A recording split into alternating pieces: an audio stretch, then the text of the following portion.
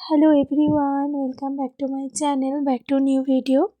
আজকের নতুন ভিডিওতে তোমাদের সবাইকে স্বাগত জানিয়ে আজকের ভিডিওটা স্টার্ট করছি। তো আজকে আমি তোমাদের সাথে আমার একটা ছোট্ট স্কিন কেয়ার রুটিন শেয়ার করব। আগের দিন আমি তোমাদের সাথে আমার সকালের morning skin care routine share করেছি, যেটা আমি উইন্টারে ফলো করি।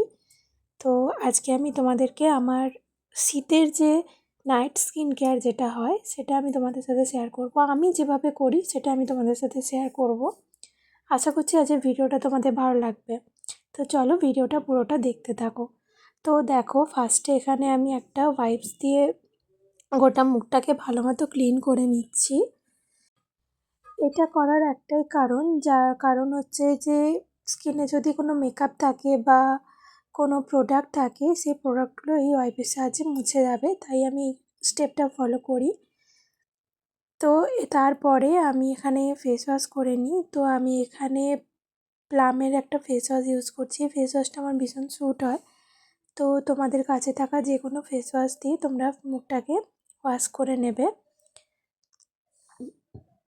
স্কিন কেয়ার করার প্রথম ধাপই হচ্ছে ভালো করে ক্লিনসিং করা মুখটাকে, যে কোনো প্রসেসেই হোক তোমরা তোমাদের কাছে থাকা যে কোনো ক্লিনজার দিয়ে ক্লিন করে নেবে।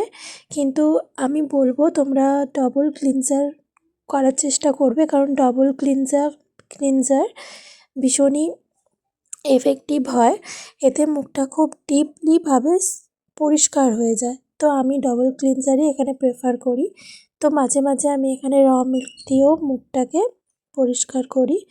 তো ভালো মতো এখানে দেখো ফিঙ্গার প্রিন্টের সাহায্যে আমি ফিঙ্গার প্রিন্টে অল্প পরিমাণে প্রোডাক্ট নিয়ে ভালো করে মুখটাকে ধুয়ে নিচ্ছি। তো তোমরা এভাবে করেই মুখটাকে 1-2 মিনিট ঘষার পরে ধুয়ে নেবে। আর চেষ্টা করবে দিনে 1বার কিংবা 2বার ফেস ওয়াশ ইউজ করার। তো দেখো এখানে আমি মুখটাকে ধুয়ে এসেছি। মুখটা ধুয়ে আসার পরে আমার স্কিনটা এখানে কতটা ফ্রেশ লাগছে। তো এরপরে আমি মুখটাকে ভালো করে ক্লিন করে নিয়েছি। তো ক্লিন করে নেওয়ার পরে এখানে আমি একটা টোনার ইউজ করছি। আমি ডাবর গোলাপেরই 3-in-1 যে টোনারটা হয়, এই টোনারটা আমি রিসেন্ট ইউজ করছি। টোনারটা ভালো, খুব একটা খারাপ নয়। তো এই টোনারটা আমি ইউজ করছি। তোমাদের কাছে থাকা যে কোনো টোনার তোমরা ইউজ করতে পারো, কিংবা গোলাপ জলকে ওই তুলোর মধ্যে নিয়েও তোমরা টোনার হিসেবে ইউজ করতে পারো। এতেও মুখটা ভালো মতো ক্লিন হয়ে যায়। তো এখানে আমি এটা ভালো করে স্প্রে করে নিয়েছি। ভালো করে স্প্রে করে নেওয়ার পরে মুখটাকে দেখো আমি ড্যাব ড্যাব মোশনে এটাকে অ্যাপ্লাই করে নিচ্ছি। একদম ঘষে মিশিয়ে অ্যাপ্লাই করব না। আমি তোমাদেরকে সবসময় বলি, তোমরা যারা স্কিন কেয়ার করো সবসময় আমাদের স্কিনের উপর চাপ দেবে না, সবসময় এরকম ড্যাব ড্যাব করেই চেষ্টা করবে। আর একটা কথা যেটা বলবো তোমাদেরকে, যখন তোমরা স্কিনে হাত দেবে বা যখন তোমরা স্কিন কেয়ার করবে, তার আগে অবশ্যই নিজেদের হাতটাকে এক ভালো সাবান দিয়ে ক্লিন করে নিয়ে তারপরে স্কিনে অ্যাপ্লাই করার চেষ্টা করবে হাতটা। এর ফলে আমাদের হাতে থাকা যত জার্ম থাকে সেগুলো আমাদের স্কিনে যায় না। তো এই স্টেপটা ফলো করার তোমরা চেষ্টা করবে। তো সেকেন্ড স্টেপ, এখানে আমি ময়শ্চারাইজার অ্যাপ্লাই করছি। তোমাদের কাছে থাকা যে কোনো ময়শ্চারাইজার তোমরা অ্যাপ্লাই করবে। শীতকালে যেগুলো তোমরা ইউজ করো সেগুলো ইউজ করতে পারো, কিন্তু আমি এখানে ডিআইওয়াই ময়শ্চারাইজার অ্যাপ্লাই করার আমি অ্যাপ্লাই করি। তো এটা আমার ভীষণ একটা ফেভারিট ময়শ্চারাইজার। এটা আমি নিজে বানিয়েছি, এর ভিডিও আমার চ্যানেলে আছে। তোমরা যদি দেখতে চাও গিয়ে দেখতে পারো, কিংবা তোমরা যদি ভিডিও নিতে চাও আমাকে কমেন্ট করে জানাবে, আমি এর ভিডিও তোমাদেরকে দিয়ে দেবো।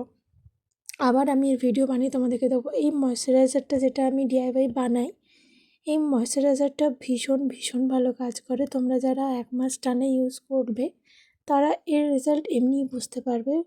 এই ময়শ্চারাইজারটা ফেসটাকে ভীষণ পরিমাণে গ্লো করে দেয়, দাগ ছোপ দূর করে দেয়। ইভেন যে চিটচিটে ভাব থাকে, সেই চিটচিটে ভাবটাও থাকে না। আর মুখে যে ড্রাই ভাবটা থাকে, সেই ড্রাই ভাবটাও থাকে না, খড়খড়ে ভাবটাও থাকে না এই ময়শ্চারাইজারটা অ্যাপ্লাই করলে।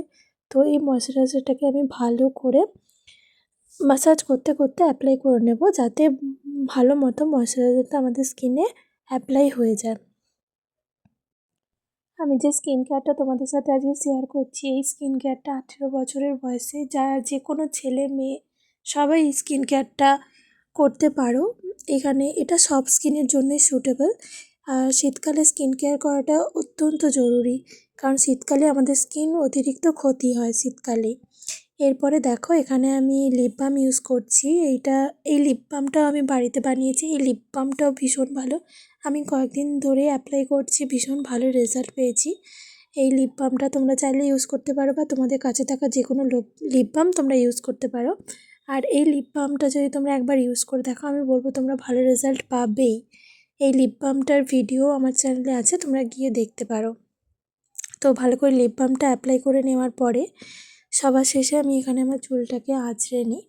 তো তোমরা তোমাদের এই স্টেপটা তোমরা ফলো করতে পারো কিংবা নাও করতে পারো, বাট আমি স্টেপটা ফলো করি। তো এখানে আমি আমার চুলটাকে ভালো করে বেঁধে নেব।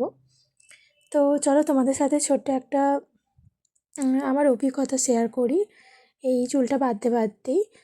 তো যখন আমি সবার ফার্স্ট যখন আমি স্কিন কেয়ার করা চালু করি, তখন প্রথম জানতাম না এটা ওটা জিনিস আমি অ্যাপ্লাই করে ফেলতাম, এতে ভীষণ তখন বোঝা যেত না। বাট যখন বয়স বাড়ছিল তো তখন স্কিনে প্রচুর এফেক্ট হয়েছিল। তো এতে কী হতো, স্কিনে ভীষণ র্যাশ, পিগমেন্টেশন অনেক কিছু হয়ে যেত বাজে বাজে উল্টাপাল্টা জিনিস মাখার ফলে।